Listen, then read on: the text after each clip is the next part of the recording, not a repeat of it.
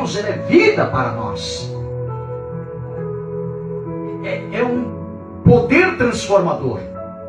E como é gostoso, como é maravilhoso quando você vai para a palavra de Deus, esta palavra que é a espada afiada de dois gumes, e que penetra ao ponto de dividir ossos e medulas, é apta, diz a palavra, para discernir, irmão Paulo, os pensamentos mais ocultos do coração. Então não importa, meus amados, não importa o quão distantes estejamos de Deus, Deus vai nos alcançar de onde estivermos, pelo seu grande amor, pelo seu poder. Que coisa maravilhosa. Quando eu olho para este Deus maravilhoso, quando eu olho para a sua palavra, eu lembro que eu aceitei a Jesus aos 7 anos de idade. Minha família eram católicos, fanáticos de carteirinhas. Meu sonho era ser padre. Fazia a primeira comunhão, fazia crisma, comunhão, etc. E um certo dia eu cheguei para fazer catecismo, estava lá, e o padre daquela cidade olhou para mim, viu que eu era muito interessado, eu era muito especulador, porque a professora passava catecismo, e eu começava a questionar a professora de catecismo por causa disso, aquilo, e o padre olhou e disse: esse menino tem futuro. Sabe, trouxe uma Bíblia, Velho e Novo Testamento, lá na minha casa, me entregou, me presenteou uma Bíblia, Velho e Novo Testamento, e eu fiquei muito alegre. Eu disse: hoje eu vou aprender, hoje eu vou conhecer a palavra de Deus, para que quando aquela professora começar a falar alguma coisa que eu sinto no coração não ser verdade, eu estou ali. Um dos maiores erros do padre foi me dar uma Bíblia, mas ele não sabia. Eu também não. Comecei a estudar a Bíblia do começo. Eu disse: Bíblia se começa do começo. E eu abri a Bíblia lá no Gênesis, lá em Bereshit, em hebraico Gênesis é Bereshit, e comecei a ler, e eu disse: que coisa maravilhosa, encantadora a história de Adão e Eva. Mas quando eu chego no capítulo 2, sábado, isso deve ser alguma coisa que eu não entendo. Quando eu passo de Gênesis, termino Gênesis, que eu nem olho para aquela genealogia, eu disse: não é para mim esse negócio. E eu pulo para Êxodo. Quando eu chego no capítulo 20 de Êxodo, que eu olho e digo: meu Deus, os 10 mandamentos. Mãe, que é menino? Mãe, diz. Mas quem está certo? Que é, menino? Quem está certo? Deus ou o Padre? Ele olhou para mim, fazendo as coisas dela, nem olhou para mim e disse: ora, filho, Padre é Deus na terra. Eu disse: é. Eu olhei para ela: mãe, que é, menino? Quem está certo? O homem ou a Bíblia? Ela disse: a Bíblia é a palavra de Deus. E ela disse: meu Deus, a palavra de Deus não passa. Eu fechei a Bíblia e disse: não quero não. Eu vou começar lá no Novo Testamento. E comecei no livro de Mateus. Quando eu chego no capítulo 5 de Mateus, eu comecei a entender que nada do que está escrito na lei passa. Nem um i ou um tiro. Eu disse: está pesando. E alguma coisa começou a desmoronar-se dentro de mim. Eu chego no capítulo 24, versículo 35, diz: os céus e a terra passaram, mas as minhas palavras não vão de passar. Eu olhei para mim mesmo e disse: hoje tem novena. Vai começar. Era o mês de outubro, era novembro, não sei. Eu disse: hoje eu vou esperar o padre lá na praça. Todas as vezes ele saía à noite, quando estava para começar a missa, com aquelas vestes bonitas, vermelhas e brancas. Ele era alto, olhos claros, Eu achava lindo. Quando ele foi passando, que me viu, ele se ajoelhou, botou a mão no meu ombro e disse: filho, sou eu. O que você está fazendo aqui? Por que não entrou? Eu disse: porque eu estava esperando. Mas diga, meu filho, por que o Senhor não prega os 10 mandamentos que estão em Êxodo capítulo 20, versículo de 1 a 17? Quem ensinou isso? Quem está falando essas coisas para você? Franziu a sobrancelha, eu tomei susto de um grito, pum, impacto aqui dentro, me entalei, com os olhos cheios de lágrimas, e disse: a Bíblia? Que Bíblia, meu filho? A Bíblia que o Senhor me deu. Ele bateu no meu ombro e disse: vai cuidar da tua vida, que eu tenho coisa para fazer, vai. Naquela noite, o coração pequenino de uma criança estava totalmente destroçado, acabado. Sonhos de ser um coroinha, de ser um padre, de ido pelo ralo. O padre havia me destratado, havia me desrespeitado. Eu senti algo partindo aqui dentro. Os olhos começaram a pingar lágrimas. A praça cheia de gente. Eu saí chorando. Eu olhei para mim mesmo e disse: nunca mais eu piso nesta igreja. Porque eu quero uma igreja que pregue a tua verdade. Eu quero um povo que faça a tua vontade. Eu cheguei numa igreja naquela mesma noite, com os olhos inchados de chorar. O pastor me viu lá na frente. Ele correu, foi me encontrar. Ele olhou para mim e disse: vamos entrar. Ele era grande, alto, magro, vozeirando. Eu olhei para ele e disse: eu vou lhe fazer apenas uma pergunta, depois eu entro. Ele disse: não vamos entrar, você faz lá dentro. Eu disse: vou fazer logo aqui fora. O Senhor guarda os 10 mandamentos? Ele olhou para mim: vou lhe responder depois que você sentar. Eu disse: oh, beleza, alguma coisa vem de bom. Mas o que eu não sabia é que enganoso é o coração do homem mais do que qualquer outra coisa. Então quem o conhecerá? As palavras da sabedoria não existem na boca de um tolo, mas existem na boca de um servo temente a Deus.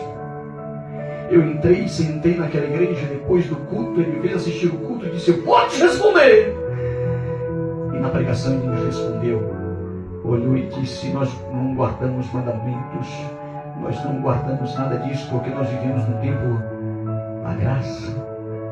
E eu disse: este não é o meu lugar. Este não é o meu lugar. E eu saí. Cheguei numa outra igreja, no centro da minha cidade, naquela noite de domingo, uma igreja lotada, presbíteros que estavam na porta. Eu nem sabia que eram presbíteros, vim saber depois. Eles me receberam, colocaram lá dentro. Eu disse: me chama o pastor. E olharam para mim, olhavam assim, puxaram um entre o outro, como disse: pai, por que esse não quer? O que você quer com o pastor? Eu disse: é com ele, não é com você. E ele achou interessante, muito imponente aquela criança. Correu, foi chamar o pastor, porque o pastor já estava vindo pelo corredor. O pastor veio, colocou, ficou ali de cócoras, quase sentado, olhou para mim. Diga! Eu disse: o senhor guarda os mandamentos de Deus? E ele disse: muito interessante, aleluia, muito interessante. E eu disse: ele achou interessante, então alguma coisa de bom tem nesse coração. Não vou lhe responder agora. Eu disse: mais uma vez está tentando me enganar. Amanhã você assiste o culto hoje, amanhã convida a tua mãe para merendar comigo, porque eu vou fazer um bolo gostoso. Eu disse: bolo? E amanhã à tarde vou te responder. Eu fiquei alegre, assisti aquele culto, mas não entrou o culto, sabe? É igual uma comida que você faz que parece que está um pouco passada, sabe? Um frango que não está muito bom. E eu assisti o culto no dia à tarde. No outro dia à tarde eu corri para a casa dele com a minha mãe muito católica, praguejando, etc. Mas eu aproveitei que ela estava ali, fui com ela. E ela disse: eu tenho raiva de crente. Eu disse: meu Deus, Ela não sabe que você é um.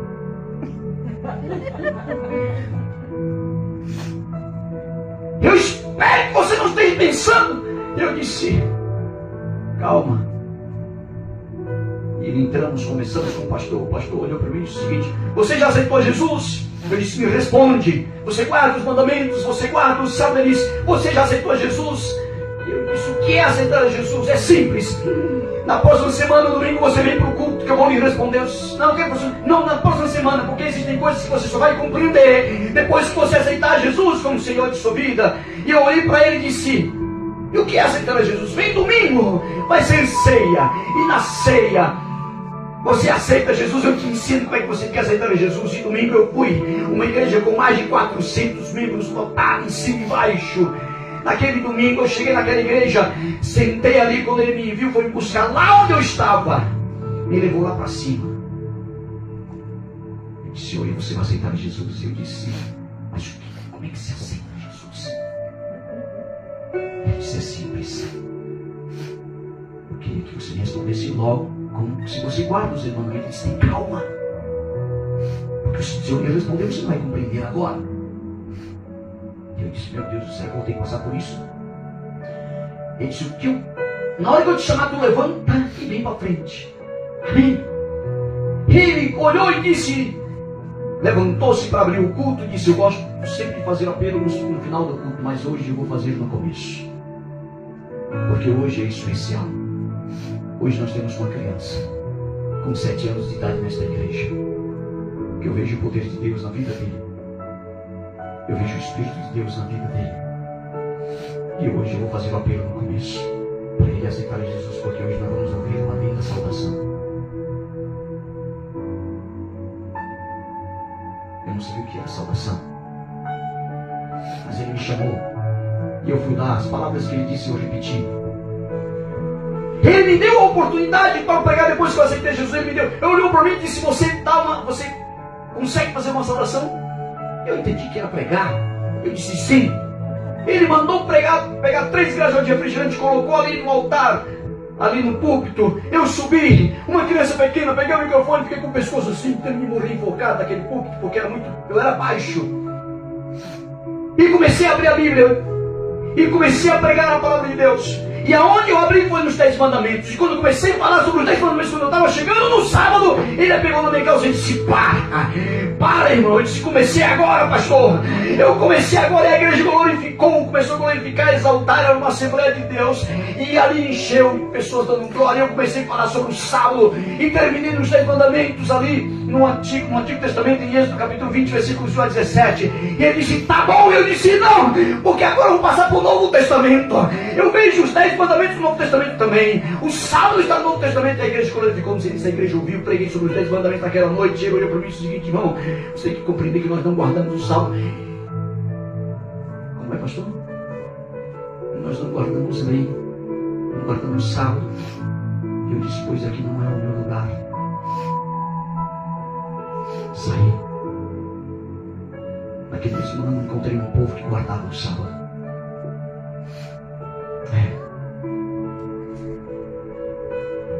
Sabe, meus amados, a palavra de Deus diz assim, nós estamos terminando. A palavra de Deus ela diz assim, meus amados, lá em Jeremias capítulo 33, versículo 3: clama-me e eu responder-te e anunciar-te coisas grandes e ocultas que tu não sabes. Então nesta noite eu quero perguntar para você, se você crer nessa promessa, se você crer no poder de Deus, se você crê que Ele pode, através do teu clamor, anunciar para você coisas grandes e ocultas que você não sabe. Se você crê desta maneira, você está no lugar certo, na hora certa, ouvindo as palavras certas, porque esta mensagem desta noite vai ficar no coração de vocês por muitos e muito tempo. Certo dia Jeremias sentiu que precisava clamar. Deus orientou e ele clamou. e fez com que Jeremias visse coisas grandes e ocultas. Não importa o seu problema, não importa a sua dificuldade, não importa as vezes das quais você quer ouvir uma resposta certa. De uma coisa eu tenho certeza: no dia que você clamar o nome de Deus, no dia que você clamar o nome de Deus, se Ele não te responder imediatamente, não se exaspere, não perca a paciência. Porque um certo dia chegou para ele um homem chamado Jairo, olhou para Jesus e clamou a Deus para que Jesus pudesse salvá-lo. O pedido que Jairo tinha feito a Deus por meio de Jesus era apenas que Jesus, por Deus, curasse a sua filha. Correto? Mas Jesus, ele demora. Foi vontade de Deus que Jesus demorasse. E quando Jesus demora, vem uma mulher que também havia 12 anos sofrendo de uma hemorragia. Teve que se humilhar, se arrastar pelo chão, indo até onde Jesus estava. Sem que fosse percebida, por incrível que pareça, mesmo sangrando, se arrastou, correu aonde Jesus estava, tocou-lhes em suas vestes e foi curada, sarada do seu mal. Mas eu não quero me atar aqui na mulher do fluxo. Eu quero comparar a história de Jairo com aquilo que um dia eu havia pedido a Deus, com a minha busca, que talvez possa ser uma busca, não sei qual é a sua busca. Mas é interessante que Jesus, quando Jairo já tinha chegado, Jairo já tinha falado do seu problema. Jairo era um líder, Jairo era um dos principais da sinagoga.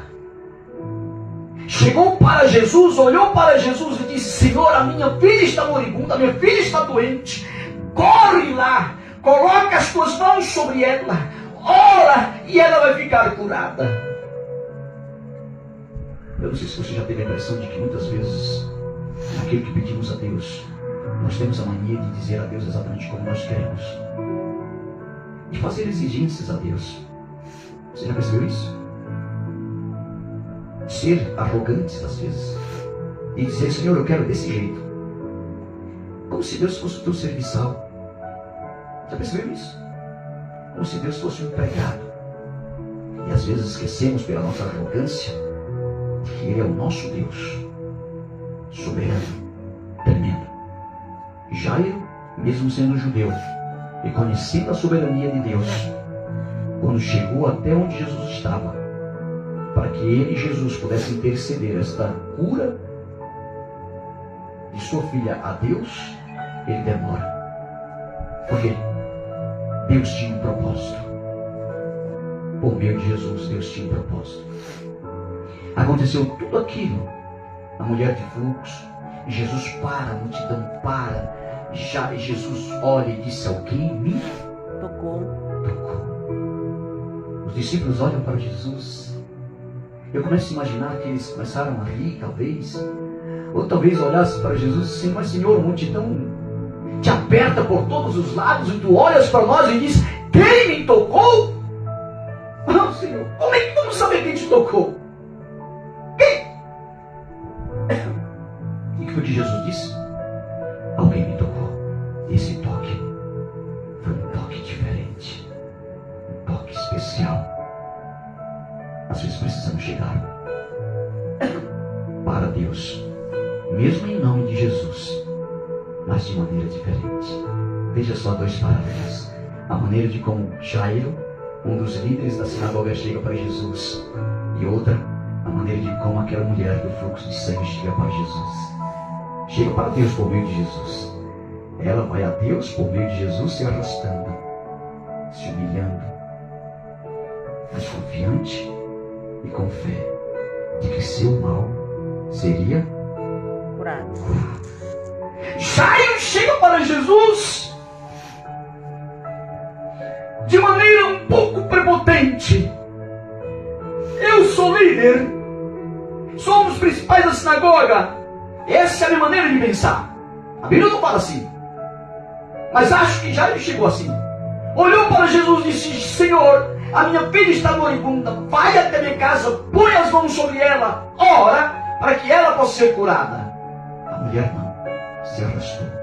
Então, se você tem alguma coisa para pedir a Deus, se você tem um propósito que quer colocar nas mãos de Deus, eu tenho um segredo para você nesta noite.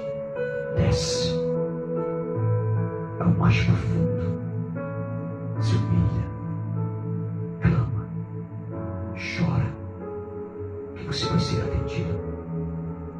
Jesus demorou em responder a Jairo. Uma outra lição para nós. Por que Jesus demorou em responder a Jairo? Porque Jesus sabia que Deus, o seu Pai, tinha algo muito maior para Jairo do que uma simples cura. Jairo esperava uma cura. Deus tinha para Jairo, por meio de Jesus, o quê? Uma ressurreição, uma nova vida, uma vida diferente. Aprenda uma coisa: nunca sejam crentes em uma placa de igreja, porque vai acabar tudo aquilo que Deus tem na sua vida. Eu aprendi isso. Mas, irmão, a igreja adventista, você não é crente em uma placa. A verdade de Deus não está numa placa. Está onde? Na Bíblia, irmão. Conhecereis as Escrituras e ela vos libertará. Conhecereis a verdade e ela vos libertará. Examinar as Escrituras, porque julgais ter nelas a vida eterna. Ele não disse: examinai examinai aquela placa, porque nela vai ter a vida eterna. Não foi isso. Eu não vim destruir a fé de vocês, mas vim redirecioná-la ao alvo correto. Naquele dia, eu saí daquela igreja mais uma vez decepcionado. E fui. Encontrei um povo que guardava o sábado, que guardava a lei, conservador, fiel. Missionários pregavam a palavra de Deus. Eu conheci, e no meu coração eu aceitei de bom grado aquilo no qual eu estava vendo. Que momento maravilhoso! Quando aos 12 anos de idade eu desci as águas batismais, para mim foi um momento crucial. Preguei muito o Evangelho. Eu quero sentir na minha vida uma experiência viva. Eu quero sentir na minha vida as marcas de Cristo. Mas eu quero sentir experiências vivas com Deus. Eu não sabia o que estava pedindo. Aprenda mais uma coisa nesta noite. Cuidado com aquilo que você pede a Deus. Está dentro do contexto. Muitas vezes aquilo que você pede a Deus não é bom para você. Ou talvez não seja, ou talvez Deus não vai lhe dar. Deus nunca vai lhe dar. Ou talvez não seja o tempo para aquilo que você pediu. Jairo teve que demorar. Demorou. Porque aquilo que Jairo pediu não era aquilo que Deus tinha para ele. Mas ele queria. Nunca esqueça disso. E um certo dia, para nós terminarmos esta reflexão, para o fortalecimento da sua vida espiritual, eu quero dizer para você que eu fui para casa, orei ao Senhor, jejuei ao eterno Deus e disse: Senhor, faz de mim um vaso nas tuas mãos.